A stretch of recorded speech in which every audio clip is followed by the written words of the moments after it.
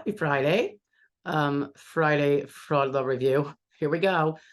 The Office of the Inspector General reports, this was on June 21st, that on that day in 2023, in the District of Maine, a gentleman pled guilty to Social Security fraud, healthcare fraud, and theft of public money. This is a guy from Livermore Falls, Maine. He pled guilty in Portland. Anyway, so apparently from 2017 to 2020, Rick V. Green, age 56, concealed his self-employed work and a bunch of assets from the SSA to maintain his eligibility for SSI. Now remember, SSI is supplemental security income. It is not Social Security disability. It is the welfare side when you don't have income sufficient from Social Security disability, but you're disabled, or you don't have any Social Security disability. SSI is paid to people who are blind, disabled, or elderly. So blind, disabled, or elderly. If you're under 65, you're not elderly, so you have to be disabled.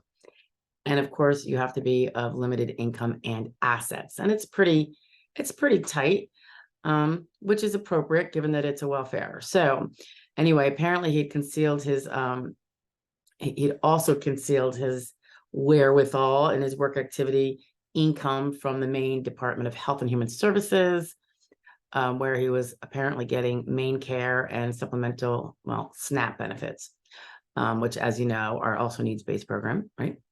So apparently he'd had multiple eligibility reviews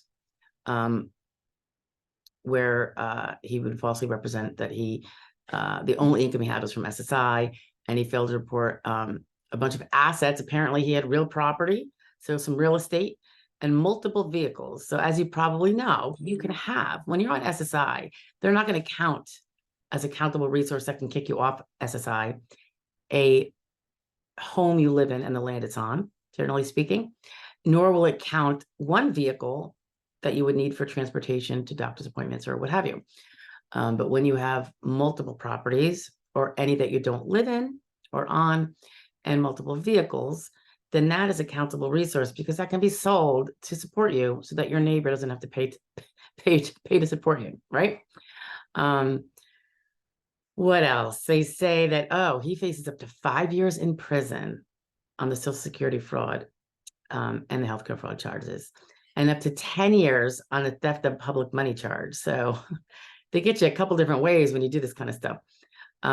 His fine could be up to $250,000 and up to 3 years of supervised release on all charges.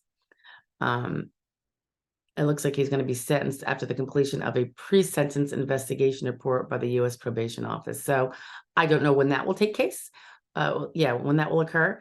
And this was investigated by the Office of the Inspector General and the Maine's DHHS's fraud investigation and recovery units.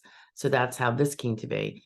And there are some, there are articles out there, and I think a video or two, not from me, that discusses some of the different surveillances and investigations that they do when they get maybe a little bug in their ear or a bird in their ear, that someone's doing something untoward.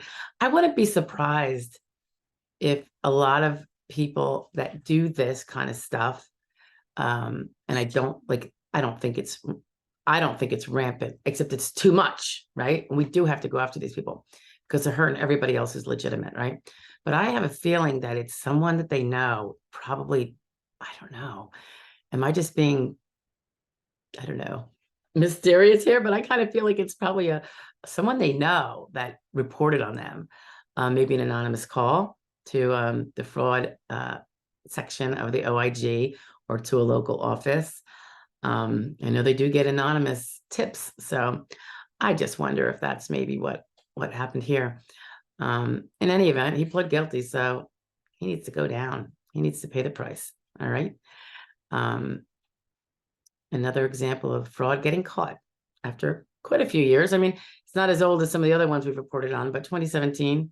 So it's like 6 years. Yeah. All right. Ciao for now. Hope you have a great Friday, and I will see you later. Bye now.